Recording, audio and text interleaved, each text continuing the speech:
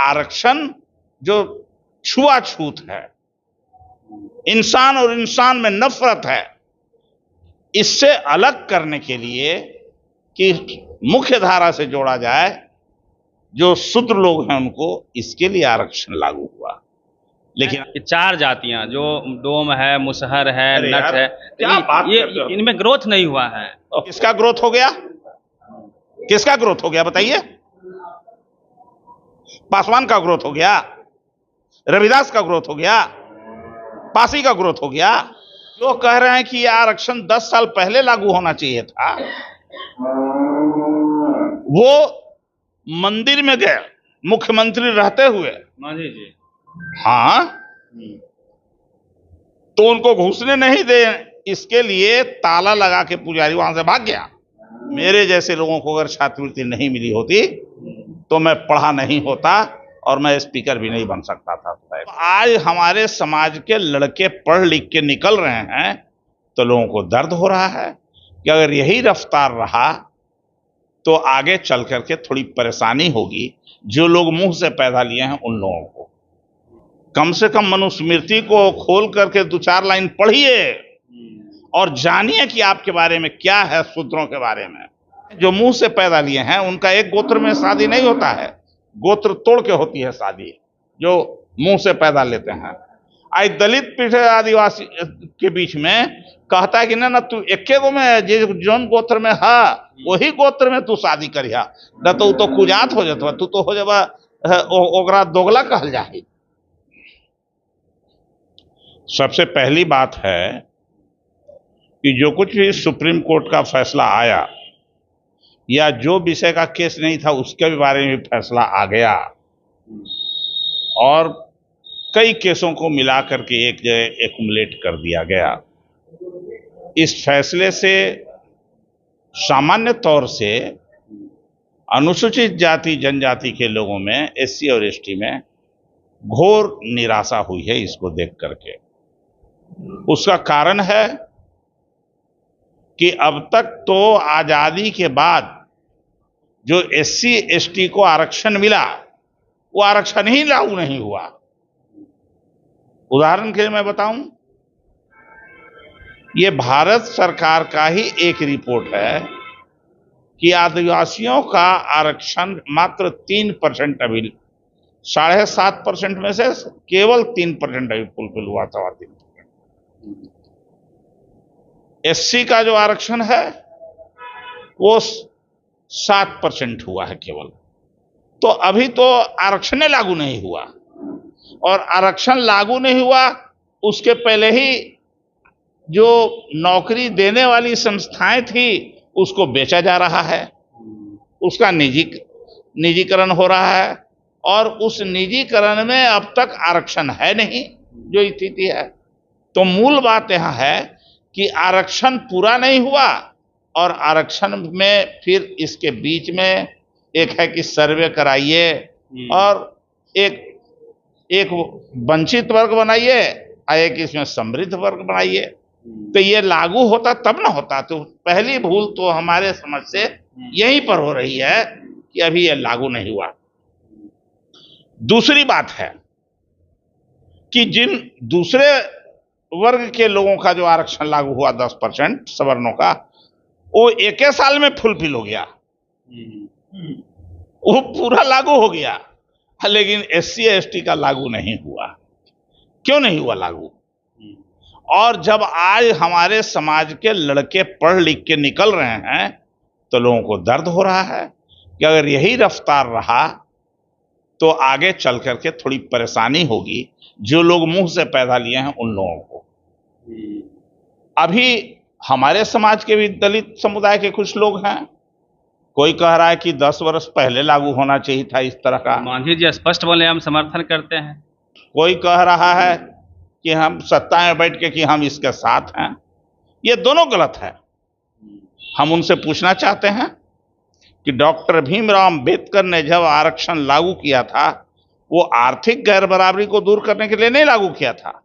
Doctor Bhimrao Ambedkar ji का स्पष्ट था कि ये सामाजिक गैर बराबरी के विरोध में आरक्षण लागू किया जा रहा है, इसकी वकालत उन्होंने संविधान सभा में भी की है, बताया है इस तरह से कि ये आरक्षण जो छुआछूत है, इंसान और इंसान में नफरत है, इससे अलग करने के लिए कि मुख्य धारा से जोड़ा जाए, जो शूद्र लोग हैं उनको, इसके लिए आरक्षण लागू हुआ। लेकिन आज तक तो वो हुआ नहीं। आज भी दलित समुदाय का कोई भी बड़ा पदाधिकारी हो जाए या थोड़ा पैसा वाला हो जाए तो उसको किस दृष्टि से लोग देखते हैं? वही अछूत वाली जो दृष्टि है, उसी दृष्टि से उसको देखते हैं। लेकिन तब है कि हमारे दलित समुदाय को तोड़ने के लिए लोगों ने बहुत प्रयास किया है शुरू से, और यही कारण है कि डॉक्टर भीमराव अंबेडकर ने 1927 में मनुस्मृति को जलाने का काम किया था। और जब उन्होंने संबोधित किया तो शेड्यूल कास्ट के नाम से संबोधित किया। हम पूछना चाहते हैं, जो मुंह से पैदा लिए हैं उनका एक गोत्र में शादी नहीं होता है, गोत्र तोड़ के होती है शादी, जो मुंह से पैदा लेते हैं। आज दलित पीछे आदिवासी के बीच में कहता है कि ना तू एके गो में जौन गोत्र में है वही गोत्र में तू शादी करिया, न तो कुजात हो जाता, तू तो हो जाबा ओकरा दोगला कहल जाए। यही ना है लोगों में धारणा अब तक। तो सब एक के जाति में घुरमुरिया के शादी करता है, जो सब कास्ट है उसी कास्ट में शादी करता है। लेकिन जरूरत तो इस बात की थी नहीं, और यही कारण है कि हमारा संगठन कमजोर भी हुआ। तो हमारा संगठन जो कमजोर है भी शेड्यूल कास्ट का, वो तो सुनियोजित है। हम पूछना चाहते हैं उन लोगों से कि अगर ये सुनियोजित तस्वीर नहीं थी तो रामनाथ कोविंद जी गए थे जगन्नाथपुरी के मंदिर में, उनको घुसने नहीं दिया, उनकी पत्नी को ठेल के बाहर कर दिया, और राष्ट्रपति होते हुए भी उनको कहा दरवाजे पर से आप पूजा करके जाइए। ये जान रहिए, उत्तर प्रदेश के मुख्यमंत्री हैं अखिलेश यादव जी थे, माननीय श्री अखिलेश यादव जी। जब उन्होंने मकान खाली किया और दूसरे मुख्यमंत्री को वहां आना था तो उसको गंगा जल से और दूध से धुलवाया गया, उसको शुद्ध कराने का काम किया गया। जो कह रहे हैं कि यह आरक्षण 10 साल पहले लागू होना चाहिए था, वो मंदिर में गए मुख्यमंत्री रहते हुए, जी। हाँ,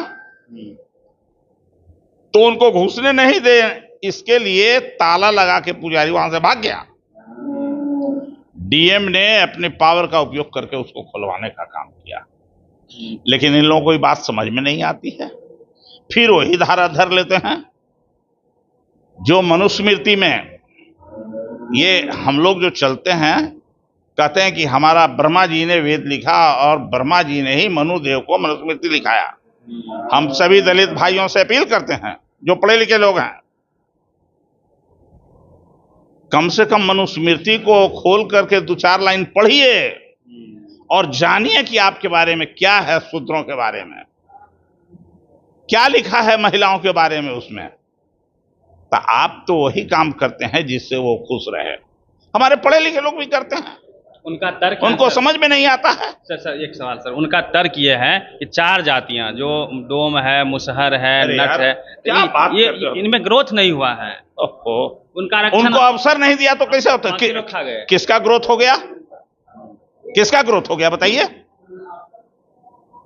पासवान का ग्रोथ हो गया, रविदास का ग्रोथ हो गया, पासी का ग्रोथ हो गया, रजक का हो गया ग्रोथ। आप जरा जिनको ग्रोथ आप कह रहे हैं उनके परिवार के लोगों को देखिए तो उनका क्या हालत है?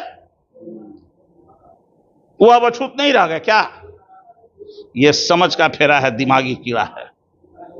वो इस बात को यही तो कह के भटक रहे हैं और उनको भटकाया जा रहा है।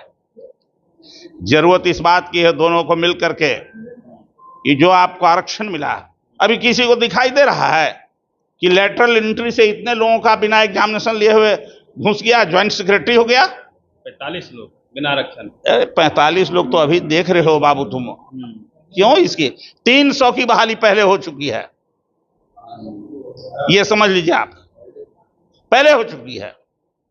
अभी तो आपको दिखाई पड़ रहा है क्योंकि थोड़ा सामने में आ गया है, तो आप देख रहे हैं ज्वाइंट सेक्रेटरी, अंडर सेक्रेटरी या डायरेक्टर्स की बहाली फिर हो रही है। आईएएस बनने के बाद वो सब पर होता है। इसमें कोई आरक्षण तो है नहीं। आज तक जुडिशरी में आरक्षण नहीं लागू हुआ, जुडिशियल कमीशन नहीं लागू हुआ। ये नहीं किसी को सूझ रहा है क्या? हम पूछना चाहते हैं जो अभी सत्ताधारी दल में है उनको, ये जो छात्रों की छात्रवृत्ति थी कैसे बंद हो गई? इस पर लोगों का दिमाग खुल रहा है क्या? इसके लिए नहीं सूझ रहा है। छात्रों को जो छात्रवृत्ति मिलती थी, मेरे जैसे लोगों को अगर छात्रवृत्ति नहीं मिली होती तो मैं पढ़ा नहीं होता और मैं स्पीकर भी नहीं बन सकता था। आज आरक्षण के द्वारा जो छात्रवृत्ति मिलती थी हमारे बच्चों को, उसकी छात्रवृत्ति बंद कर दी गई। जो पीएचडी करता था फेलोशिप के लिए, जिसको एक स्कॉलरशिप मिलता था, वो स्कॉलरशिप बंद कर दिया गया। और तो और अब तो निजीकरण किया जा रहा है। किसी के पास पैसा ही नहीं होगा कि उस विश्वविद्यालय में जाएगा, नाम लिखाएगा, रिसर्च करेगा। अब रिसर्च का नाम भुला जाए, मेडिकल में, इंजीनियरिंग में, सब में तो खत्म हो गया। आरक्षण को खत्म करने की साजिश है क्या? पूर्ण रूप से आरक्षण को खत्म करने की एक साजिश है इंटरनल की, लोगों को पता नहीं चले, स्वीट पॉइजन कैसे दर्द भी नहीं हो। अब इसके और डीओपीटी ने आदेश पारित कर दिया कि जो जिस कोटि का है उसी कोटि में रहेगा। ये हमारा आरक्षण खत्म किया कि दिया? तो हम इसीलिए मैं कभी कभी कहता हूं कि जो हमारे भाई हैं, दलित भाई, जो थोड़े सूझबूझ वाले हैं, जो अपने आप को समझते हैं कि अरे भाई आप सूझबूझ वाले हैं, हमारे अगुआ दस्ता के नेता हैं, तो आप जिस अम्बेडकरवाद ने आपको यहां तक पहुंचाया है, उस अम्बेडकरवाद की सीढ़ी को आप मजबूत करिए, और नहीं तो आगे आने वाली पीढ़ी आपको कोसेगा। जो स्थिति चल रही है उसमें जरूरत इस बात की है। और इसी के विरोध में अगले 21 तारीख को, परसों दिन 21 अगस्त को, पूरे देश के स्तर पर आह्वान किया गया है कि जो हमारा आरक्षण अब तक नहीं लागू हुआ, हम में क्रीमी लेयर दायर करने की। क्रीमी लेयर वाले कौन है भाई? यहां जितने लोग नौकरी पैदा करें, कोई क्रीमी लेयर वाले हैं क्या? आप बना दीजिए क्रीमी लेयर। आजकल न्यूनतम मजदूरी क्या हो गया है, जोड़ लीजिए, तो उसको तो गरीबी रेखा से नीचे का बन भी नहीं सकता सर्टिफिकेट, तो क्रीमी लेयर लागू कर दिए। ये सब एक साजिश के तहत क्रीमी लेयर का लागू करना, आरक्षण में आरक्षण का वर्गीकरण करना, ये सब एक साजिश है डॉक्टर भीमराव अंबेडकर के द्वारा बनाए हुए संविधान के माध्यम से जो आरक्षण मिला है उसको समाप्त करने का। इसलिए